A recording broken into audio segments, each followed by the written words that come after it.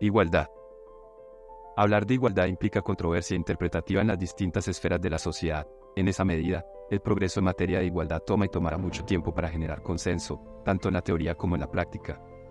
Es decir, la idea de igualdad entre los seres humanos es generalmente hostil, en los diferentes escenarios de la sociedad, en la política, en lo religioso, lo cultural, lo social y en lo económico. En la mayoría de los casos, las personas se centran en la igualdad de fortuna y de una supuesta justicia distributiva, sobre todo en materia de propiedad. Sin embargo, esta interpretación depende de la perspectiva a nivel individual o grupo social, con base a la satisfacción de sus necesidades y deseos. En otras palabras, puede ser un estilo materialista de las necesidades básicas, e incluso puede ser un estilo egoísta, lo que evidencia la desigualdad social, en carácter económico, cultural y de valores. Asimismo, en la historia humana, en esa construcción de memoria, tras esa búsqueda de una mejora social, se ha evidenciado una serie de transiciones por las que se deja una costumbre por otra, en vista que es una supuesta necesidad de la existencia social, dando paso, en muchos casos, a una injusticia y una tiranía. Es decir, es un fenómeno que depende necesariamente de procesos, individuales o colectivos, promovidos por X ideologías como la política, lo cultural, por las industrias con ayuda de los medios de comunicación y las redes sociales, que buscan de una u otra forma moldear la conducta de las personas referente a un estilo de vida.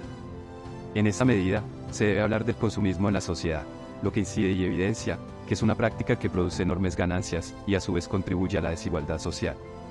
También hay que hablar de igualdad en materia de salud, lo que implica una calidad de atención en el acceso disponible, para ejercer plenamente su potencial y que éste contribuya al desarrollo sanitario, o el acceso a intervenciones que salvan vidas o fomentan la salud. No es algo que pueda negarse por razones injustas, en particular por razones económicas o sociales, y así beneficiarse de los resultados para estar sanos. Sin embargo, la desigualdad en este aspecto resulta de procesos sociales y económicos que crean y recrean diferencias en el acceso a la salud.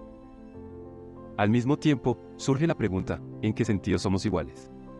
Hay personas que se centran en la idea, que todos son libres e iguales por naturaleza, al menos en la teoría.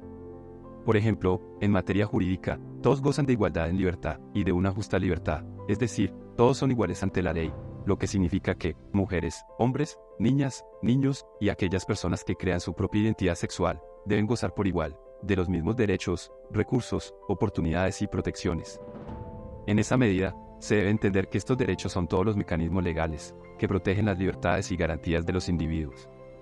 Pero también se debe reflexionar que se tienen deberes que son obligaciones que las personas deben cumplir en el ejercicio de sus derechos. Sin embargo, los derechos y los deberes son distintos, dado que todas las personas tienen derechos, pero no todas cumplen con los deberes. Es decir, los derechos y los deberes procuran la estabilidad social y una convivencia armoniosa entre los individuos de una sociedad. De igual modo, ante el interrogante, se justifican las desigualdades sociales.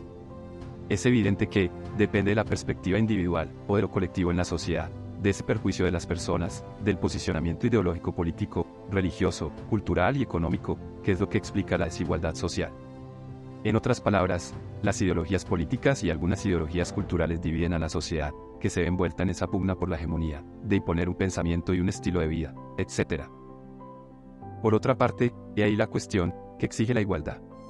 La igualdad implica reconocimiento de otras formas, o visiones del mundo distintas a las propias, de respetar a los demás como iguales, el de utilizar cada mecanismo o herramienta que esté al alcance, para hacer el bien común para potenciar la dignidad humana. En este marco, es necesario tener una visión crítica, frente a lo que significa igualdad, y lo que implica desigualdad, para así contribuir o llegar a una posible conclusión lógica y razonada.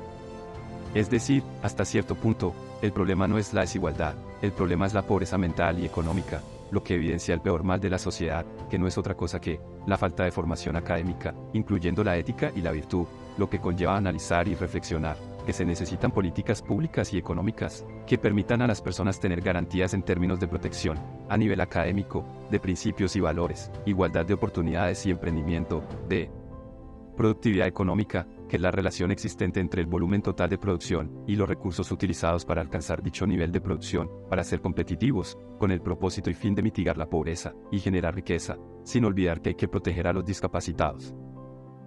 En otras palabras, no necesariamente pensar que todos sean iguales.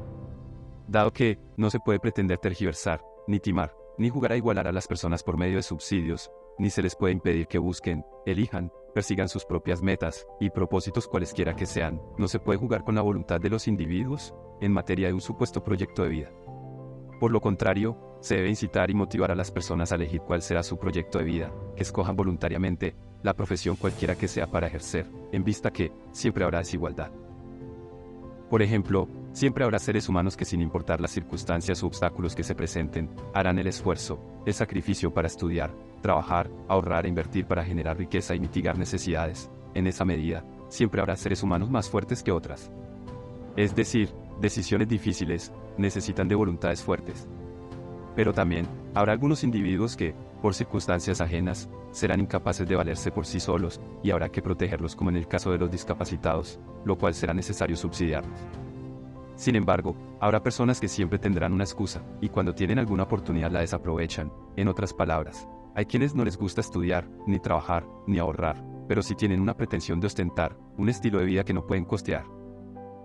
Por lo tanto, es importante generar conciencia en el buen aprovechamiento de los recursos, para generar riqueza económica y garantizar beneficios en toda la sociedad, con el fin de mitigar la pobreza. Es decir, el desafío actual es encontrar un equilibrio entre lo económico, social, cultural y la política, para minimizar la desigualdad y reflexionar sobre lo que implica igualdad.